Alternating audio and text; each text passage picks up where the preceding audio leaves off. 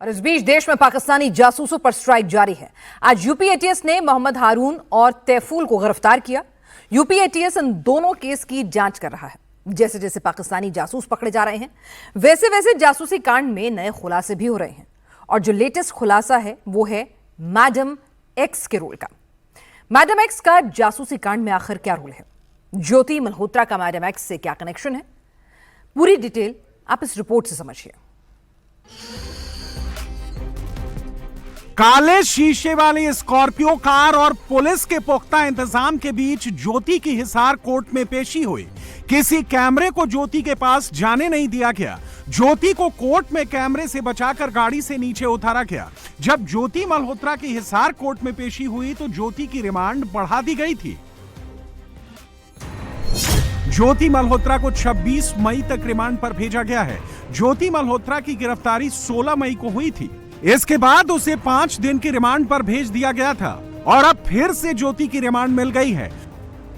ज्योति मल्होत्रा का केस बहुत सेंसिटिव है। बात सीधे सीधे नेशनल सिक्योरिटी की है, इसलिए पुलिस हर एक छोटी छोटी डिटेल को वेरीफाई करना चाहती है।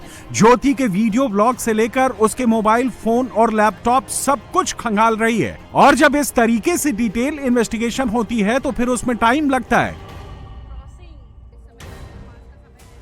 अब तक की जांच में खुलासा हुआ है कि जब इंडिया और पाकिस्तान में तनाव चल रहा था तब ज्योति मल्होत्रा पाकिस्तानी जासूसों के संपर्क में थी। ज्योति के 3 मोबाइल फोन और लैपटॉप को पुलिस ने फॉरेंसिक जांच के लिए भेजा है, जिसकी रिपोर्ट भी अगले 1-2 दिन में आ सकती है। रिपोर्ट आने के बाद रिमांड में पुलिस फॉरेंसिक रिपोर्ट से ज्योति का आमना सामना करवाएगी। ज्योति इंडिया में जितने लोकेशन पर गई थी, फिर चाहे वो जम्मू कश्मीर हो, बॉर्डर का आखिरी गांव हो, राजस्थान पाकिस्तान का बॉर्डर हो या फिर मुंबई और अयोध्या ही क्यों ना हो, हरियाणा पुलिस ने हर एक स्टेट की पुलिस को सतर्क किया है और अगर जरूरत पड़ी तो दूसरे राज्यों की पुलिस को भी बुलाकर पूछताछ करवाई जा सकती है। ज्योति का 5 दिन का रिमांड खत्म होने के बाद आज ज्योति को हिसार कोर्ट में पेश किया गया। जज ने ज्योति के मेडिकल के बारे में जानकारी ली।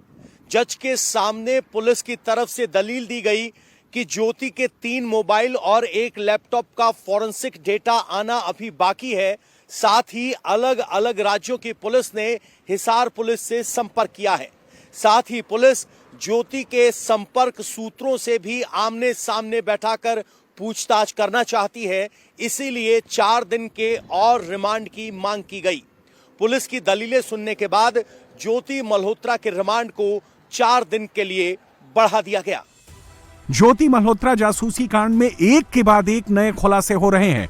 जिस दानिश के साथ ज्योति इफ्तार पार्टी के दौरान पाकिस्तानी दूतावास में दिखी थी, जिस पाकिस्तानी दानिश को ज्योति का हैंडलर बताया जा रहा था, उसी दानिश के पाकिस्तानी जासूस होने की बात पुख्ता हो चुकी है। यह एहसानुर रहमान उर्फ दानिश का पासपोर्ट है, जिसका पासपोर्ट नंबर BE117693I। यह पासपोर्ट इस्लामाबाद से जारी हुआ था। जांच एजेंसियों को मिली जानकारी के मुताबिक दानिश इस्लामाबाद में ISI में पोस्टेड था। दिल्ली में पाकिस्तान हाई कमीशन में काम करने वाला एहसान उर रहमान उर्फ दानिश, जिसे जासूसी कांड के खुलासे के बाद वापस भारत ने पाकिस्तान भेज दिया है, इसके बारे में बहुत बड़ा खुलासा हुआ है। असल में दानिश पाकिस्तान हाई कमीशन में किसी और पोस्ट पर काम कर रहा था, लेकिन असल में वो ISI का एजेंट था, जो कि पाकिस्तान के इस्लामाबाद का जो ISI का हेडक्वार्टर है वहां पर वो काम किया करता था। लेकिन पाकिस्तान ने बेहद चालाकी से इसकी पोस्ट बदली। पोस्ट बदलकर इसको दिल्ली में पाकिस्तान हाई कमीशन में किसी और पोस्ट पर काम करने के लिए रख लिया। लेकिन इसकी आड़ में ये खुफिया जानकारी भारत से पाकिस्तान में भेज रहा था। इसके लिए ये इस्तेमाल कर रहा था सोशल मीडिया इन्फ्लुएंसर का, जिन्हें ये पाकिस्तान हाई कमीशन में अक्सर कभी पार्टी के बहाने, कभी मिलने के बहाने बुलाया करता था। उनके नंबर एक्सचेंज करता था, किसी को वीजा दिलाने की मदद करने के नाम पर नंबर एक्सचेंज करता था और फिर कुछ पैसों का लालच देकर इनसे जासूसी शुरू करवा दिया करता था। पुलिस ज्योति मल्होत्रा केस की जांच हर एक एंगल से कर रही है। कड़ियों को जोड़ने और सबूतों को जुटाने का काम चल रहा है और अब रेडार पर ज्योति के स्पॉन्सर भी आ गए हैं। ज्योति मल्होत्रा पर जो सवाल उठ रहे हैं उसमें सबसे बड़ा सवाल है कि आखिरकार ज्योति मल्होत्रा 3 बार पाकिस्तान क्यों गए। उसके वीडियो में पाकिस्तान को इतना प्रमोट क्यों किया जा रहा था, उसने पाकिस्तान में जाकर क्या क्या किया। हर कोई यही सवाल बार बार पूछ रहा है।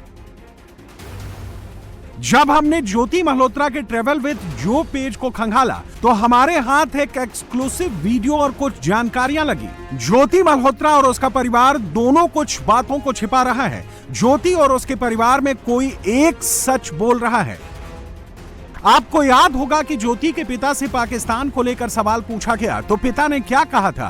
पिता ने कहा था कि वो कहां जाती थी, ये बात बताकर नहीं जाती थी, लेकिन ज्योति कुछ और ही कह रही है। उसका कहना है कि वो हर बात अपने पिता को बताकर जाती थी। तो यह उनके सपोर्ट के बिना तो अभी मैं कुछ नहीं कर सकती हूँ। मैं उनको हर चीज बता के जाती हूँ। Like I am travelling to this country. अभी मैं यूएई गई तो मैं दुबई का उनको बता के गई थी। Even I called from here, video call करके उनको दिखाया कि बुर्ज खलीफा कैसा दिखता है। तो वो एक्सपीरियंस उनके साथ मैं शेयर करती हूँ। बिना फैमिली की सपोर्ट के आप नहीं कर सकते हैं। ज्योति जब पाकिस्तान गई तब तक उसके किसी भी वीडियो पर 20,000 हिट नहीं आए थे, लेकिन फिर भी ज्योति का पाकिस्तान में शानदार स्वागत किया गया। पाकिस्तानी यूट्यूबर उससे मिलने के लिए पहुंच रहे थे, ज्योति के लिए तोहफा ला रहे थे। ये 5 मई 2024 का वीडियो है जब ज्योति पाकिस्तानी वीजा पर लाहौर घूमने गई थी। और ये जो सफेद कुर्ता पैजामा वाला शख्स है, ये पाकिस्तानी यूट्यूबर अरशद है, जो ज्योति के स्वागत के लिए गुलदस्ता लेकर आया था। मीटिंग के लिए उसने लंबा इंतजार किया था और मीटिंग के बाद इसने ज्योति को सूट भी गिफ्ट किया था। और इस दफा वो तीसरी दफा आज फिर पाकिस्तान में मौजूद हैं, आप तमाम दोस्तों के दरमियान में मौजूद है। और यकीन मानिए दोस्तों, जब वो पाकिस्तान आई थी पिछले साल अप्रैल में, जब वो पाकिस्तान आई थी तो उनसे मैंने उनका एक्सपीरियंस जो पूछा तो उन्होंने कहा कि जितना प्यार मुझे पाकिस्तान में मिला इतना। ये वसीम तूर है, ये सुबह से ही ज्योति के इंतजार में खड़ा था। हाई सिक्योरिटी जोन में ज्योति का इंतजार कर रहा था। माला और मोबाइल लेकर पहुंचा। इसने भी ज्योति का स्वागत किया और इसका वीडियो बनाकर अपने यूट्यूब पेज पर दिखाया। ज्योति जहां भी जाती थी उसे वहां फैंस मिल रहे थे। ज्योति के फैंस बार बार उससे पाकिस्तान आने की गुजारिश करते थे।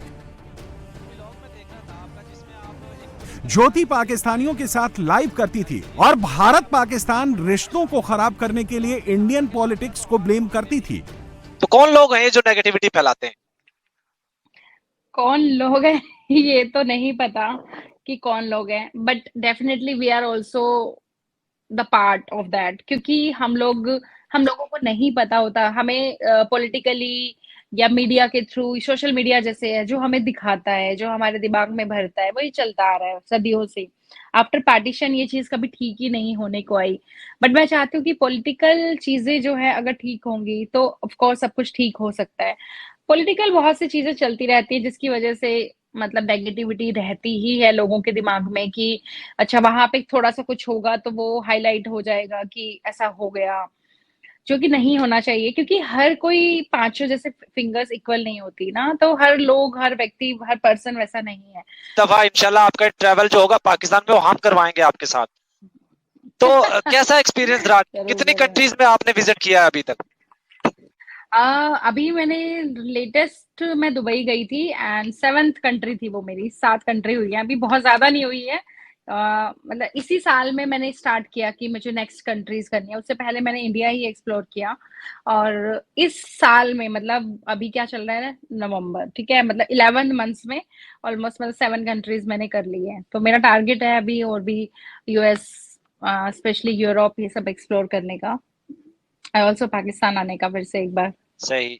तो ये ट्रैवल आप अपनी फैमिली की सपोर्ट के साथ करते हैं या किस तरीके से करते हैं आप? मतलब कौन आपको परमिशन देता है या आप इंडिपेंडेंट हैं, क्या है आप? उसके बारे में थोड़ा सा बताना चाहें तो। जी बिल्कुल, फैमिली की सपोर्ट के बिना आप कुछ नहीं कर सकते हैं।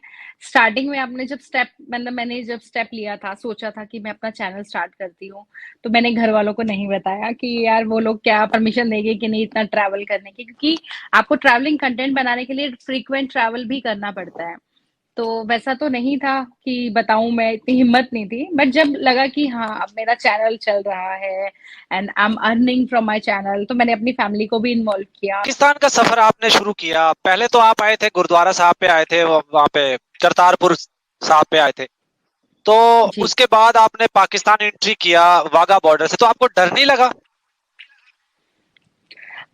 सच बोलूं तो लगा था। जब मैं बॉर्डर पे खड़ी थी तो मुझे लग रहा था कि आज मेरा दिन है भाई। क्रॉस करके जा तो रही हूँ। लोगों ने जो एक परसेप्शन बना रखी है ना, सबके माइंड में, जहन में ये बात रहती है कि उधर कैसा है, मैं जा रही, मतलब कोई भी वहां पे जाने से पहले एक बार सोचता है कि वहां जाना सेफ है ना, सब मतलब कैसे लोग हैं, कैसा माहौल मिलने वाला है। बट जैसे ही मैं बॉर्डर क्रॉस करके मैं पहुंचती हूँ, मैं रात के 2 या 3 बजे सबसे पहले मैं पंजा साहिब गुरुद्वारा पहुंचती हूँ और मैं देखती हूँ कि यार यहाँ तो अलग ही माहौल है।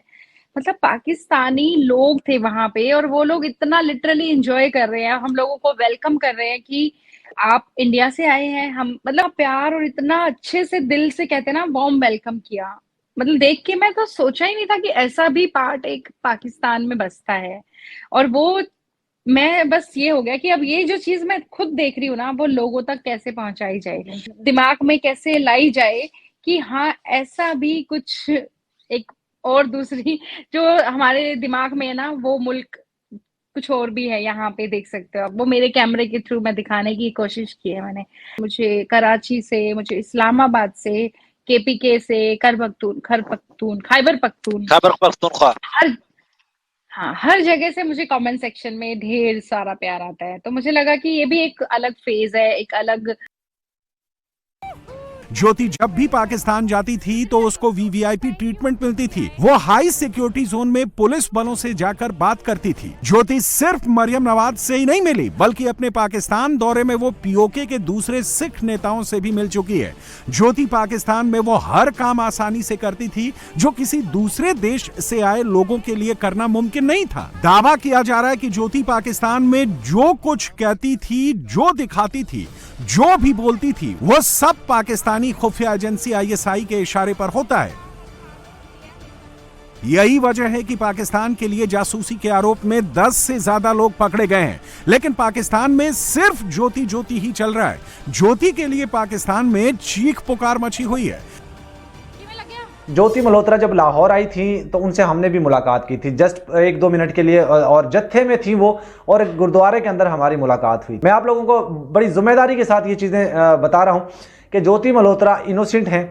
उनके ऊपर सिर्फ और सिर्फ इसलिए आरोप लगाया जा रहा है कि उन्होंने पाकिस्तान की जो इमेज थी, वो बेहतरीन इमेज जो दिखाई, उन्होंने पाकिस्तान में जो उनके साथ हुआ, जो उन्होंने चेक किया, जो ऑब्जर्व किया, वो चीज़ें दुनिया को बताई। देखिए जिस तरीके से उन्होंने पहलगाम अटैक के वाले दिन उन्होंने 5 मिनट के अंदर अंदर ही पाकिस्तान को ब्लेम कर दिया, बगैर सोचे समझे, बगैर इन्वेस्टिगेशन किए हुए। ऐसे ही ज्योति मल्होत्रा को उन्होंने ब्लेम कर दिया। ज्योति मल्होत्रा के नाम से हर जगह पे हल्ला मचा हुआ है। अभी देखते हैं सीन कि 2-3 दिन के अंदर हमें क्या रिपोर्ट्स मिलती हैं। व्लॉग बनाने का मेरा मकसद यही था कि जो मेरे इनके साथ वीडियोस बने थे ना उस टाइम, जो मैंने अपलोड किए थे, वो अब जाके ट्रेंडिंग पे जा रहे हैं, जिसकी वजह से मुझे आपको जवाब देना पड़ा। तरह तरह के कमेंट्स आ रहे हैं, मैं आपको स्क्रीन पे दिखा भी नहीं सकता। ज़ाहिर बात है, सिचुएशन ही ऐसी है कि बंदा खुद देख के हैरान रह जाता है। मैं खुद शौक में था कि ये सब क्या हो रहा है। ज्योति केस की जांच तो अभी जारी है। इसी बीच पाकिस्तान के इस जासूसी वाली साजिश को लेकर भी एक अहम जानकारी हाथ लगी है। हरियाणा के कैथल से पकड़े गए देवेंद्र ने खुलासा किया है कि पाकिस्तान भारतीय नौजवानों को फंसाने के लिए हनी ट्रैप का इस्तेमाल करता था और इसके लिए उसने एक स्पेशल ऑपरेटिव रखा था जो लड़कों को अपनी खूबसूरती के जाल में फंसाती थी। और इसका असली नाम किसी को पता नहीं है, लेकिन इसे मैडम एक्स कहा जा रहा है।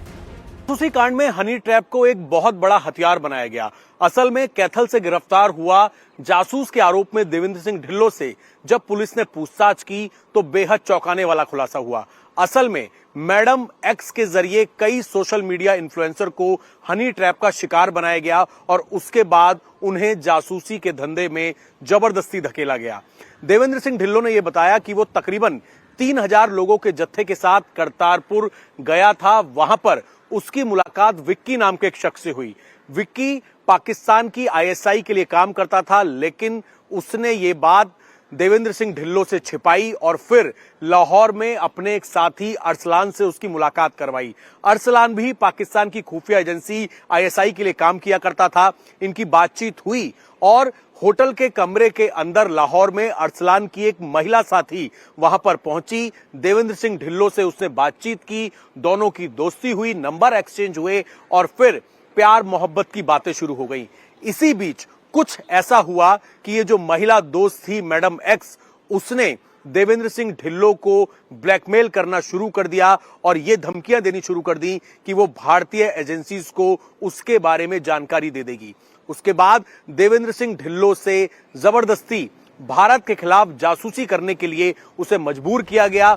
पाकिस्तान बार बार हिंदुस्तान से मात खाता है और ऐसी घिनौनी साजिशें रचता है, लेकिन पाकिस्तान की ये जासूसी वाली साजिश भी बेनकाब हो गई है।